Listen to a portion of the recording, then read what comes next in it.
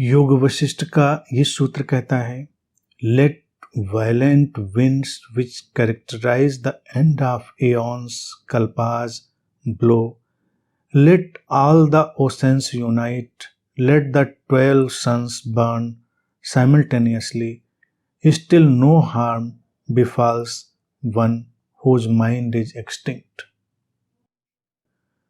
सूत्र कहता है कि जो मन की परिपूर्ण समझ के बाद स्रोत में अवस्थित हो गया है, मन के पार वही होता है स्रोत।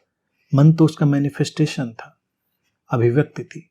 तो जो स्रोत में अवस्थित हो गया है, एक्सटेंट हो गया मन, इसका अर्थ नहीं कि मन रहा नहीं, मन है, लेकिन अब स्रोत प्रिवेल कर रहा है। तो ऐसा व्यक्ति जो है, उसको कोई भी हानि किसी भी तरह से नहीं पहुंच सकती, चाहे युगों कल्पों के अंत में जो प्रचंड हवाएं बहती हैं वो बहने लग जाएं, सारे समुद्र एक होकर गरजने लग जाएं, उफनने लग जाएं, सुनामी आ जाए और 12 सूर्य एक साथ जल जाएं, फिर भी कुछ फर्क नहीं पड़ता।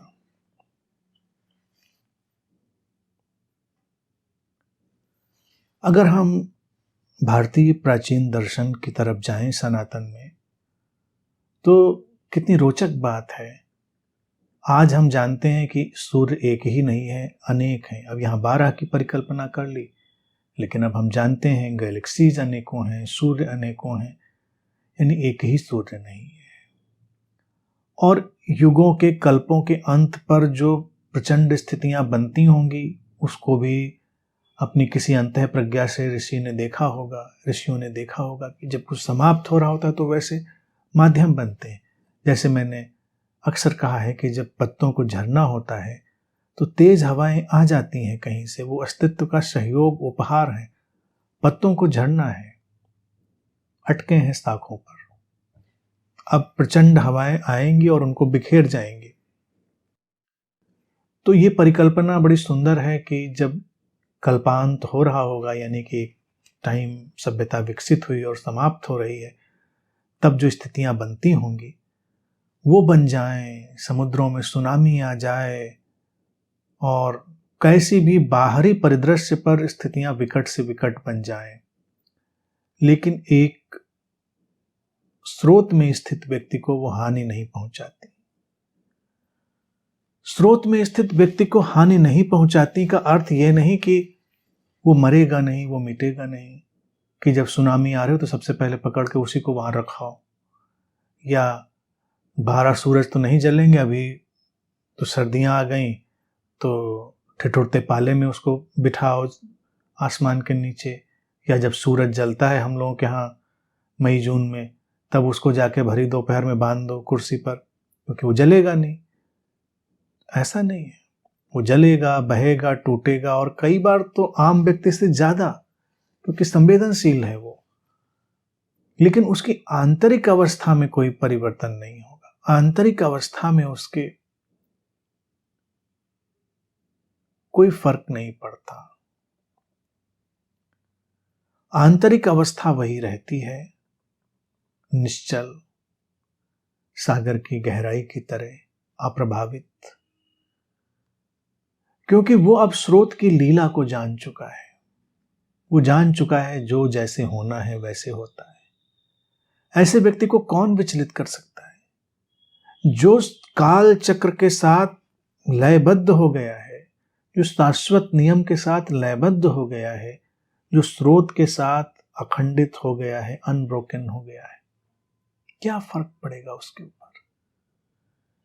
क्योंकि वो जानता है, जैसे लाओ त्से कहते हैं कि गुरु को पता होता है कब आना है, गुरु को पता होता है कब जाना है। वो ठीक समय पर आता है और ठीक समय पर जाता है। ये ठीक समय क्या है, ये हम नहीं तय करते, ये अस्तित्वगत धाराओं की तरह से तय होता है। जैसे कब हमारे दूध के दांत निकलेंगे, कब गिरेंगे, कब दाढ़ी मूंछ आएगी, कब बाल सफेद होंगे, कब बाल गिरेंगे, कब नहीं गिरेंगे, ऐसी अवस्थाएं जो स्वतः स्फूर्त ढंग से चल रही हैं। तो केवल इतना ही स्वतः स्फूर्त नहीं हो रहा है, बहुत कुछ स्वतः स्फूर्त है, सब कुछ स्वतः स्फूर्त है। अस्तित्व के उस शाश्वत नियम में सभी कुछ स्वतः स्फूर्त ढंग से चल रहा है। तो उसमें छोड़ देता है ज्ञानी व्यक्ति, एक बुद्ध, अपने आप को। अब जो होता है अस्तित्वगत होता है, उसको हानि क्या पहुंचेगी? हानि जैसी कोई चीज अब होती नहीं,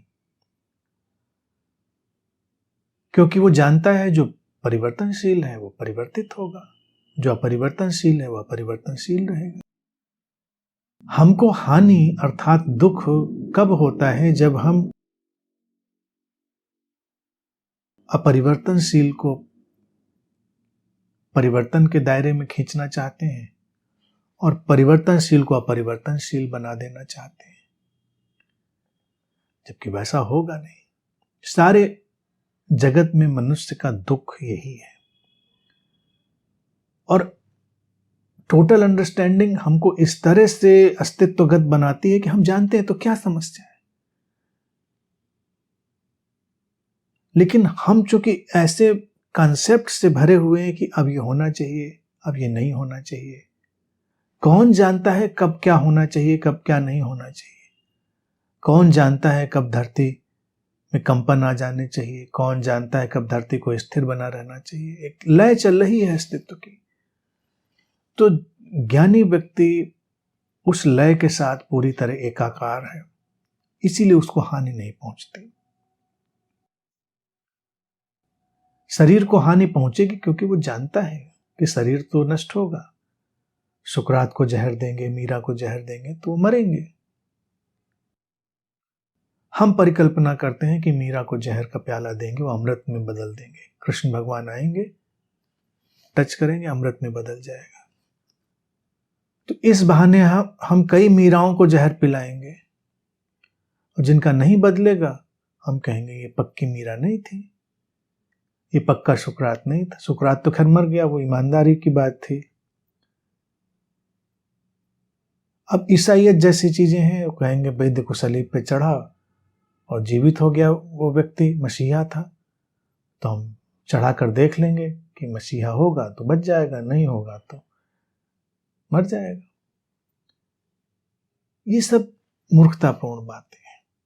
सूत्र कहता है कि विभीषिकाएं शरीर के परिवर्तन के तल पर हों, मन के तल पर हों, कहीं भी हों, वो उनको बस उस तरह से जानने मात्र से कि ये ऐसा है, ज्ञानी को कोई हानि नहीं होती। ऐसा व्यक्ति जिसका मन तिरोहित हो गया है, मन तिरोहित हो गया है का अर्थ स्रोत में लय हो गया है।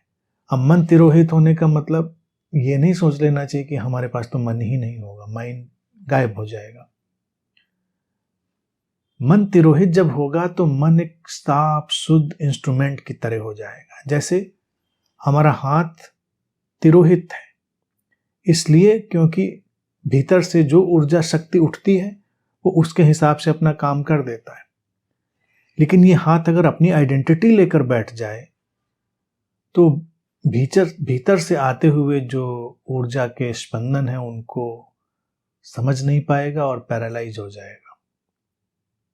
मन के साथ दुर्घटना यही होती है कि मन को लोग पर्सनलाइज भी करने की कोशिश करते हैं, और वो संभावना है उसमें कि ऐसा हो सकता है। तो मन के पर्सनलाइजेशन से, वैयक्तिकरण से वो दुख पाते हैं। अगर हम मन को देखें कि मन भी स्रोत से उठा है, मन में अच्छा बुरा, शुभ अशुभ जो भी धारा उठी है स्रोत से उठी है, तो एक तो कोई अपराध बोध नहीं रह गया। मन के रंगमंच पर जो हो रहा है वो स्रोत की ही लीला है, तो हम क्या करें? मन ऐसा ही है। तो मन से लड़ाई नहीं होती फिर, और फिर शरीर से भी लड़ाई नहीं होती। धार्मिक लोग इतने विक्षिप्त हो चुके हैं कि वो लड़ाई को ही धर्म समझते हैं। शरीर के साथ लड़ो, रोजे रखो, उपवास रखो, व्रत रखो, सिर के बल खड़े हो, ये कष्ट दो, वो कष्ट दो। क्या पागलपन है? क्यों करना है ऐसा? शरीर सहजता से रह रहा है, सांस ले रहा है, खा रहा है, पी रहा है, चलने दो उसको जैसे चल रहा है। एक्स्ट्रा उसको क्यों खींचना और दबाव देना? शरीर टूटेगा। मन पर कि अब इस भावना को नियंत्रित करो, उस भावना को नियंत्रित करो, इस भावना को वैसे ले जाओ, उसको वैसे ले जाओ, तो मन धीरे धीरे क्रिपल्ड हो जाता है, मन धीरे धीरे पंगु हो जाता है। एक बच्चा आता है, हम उसकी नैसर्गिक भावनाओं को समझ ही नहीं पाते और इसीलिए उसका विकास अवरुद्ध हो जाता है। एक बच्चा जिसके अंदर क्रोध उभरा है, वो आगे जाकर करुणा में, प्रेम में बदलने की ताकत रखेगा। एक बच्चा जो भी बहुत सक्रिय है, बहुत उपद्रव कर रहा है, वो जब संयत होगा तो सृजनात्मक हो जाएगा। लेकिन हम सब नीति नियम बना देंगे। तो हम शरीर मन को भी बांधने की कोशिश करते हैं और इसीलिए हानि पहुंचती है। और जब तिरोहित अवस्था है, एक्सटिंक्शन जिसको सूत्र कह रहा है, तो वो यही है कि बस स्रोत ही है, वही लहरा रहा है। जो होना है वो हो रहा है, जो नहीं होना है वो नहीं हो रहा है। इसी अवस्था में व्यक्ति बोलता नहीं है, लेकिन उसके रोम रोम से वो मंत्र गूंजता है, हु केयर्स। हु केयर्स इसलिए क्योंकि everything cares, the source cares. Care जब हम करते हैं तो हम अपने लिमिटेड फ्रेगमेंटेड माइंड से, छोटे सतही मन से। तो जब किसी के भीतर ये महामंत्र गूंजता है, हु केयर्स, तो इसका मतलब यह है कि वो स्रोत में चला गया। अब बोलता नहीं है, उसके जीने की शैली ही ऐसी होती जो बताती है कि इसको कोई परवाह नहीं, सहज है। संत ज्ञानी बुद्ध ऐसे ही होते हैं और यही हम सबकी संभावना है।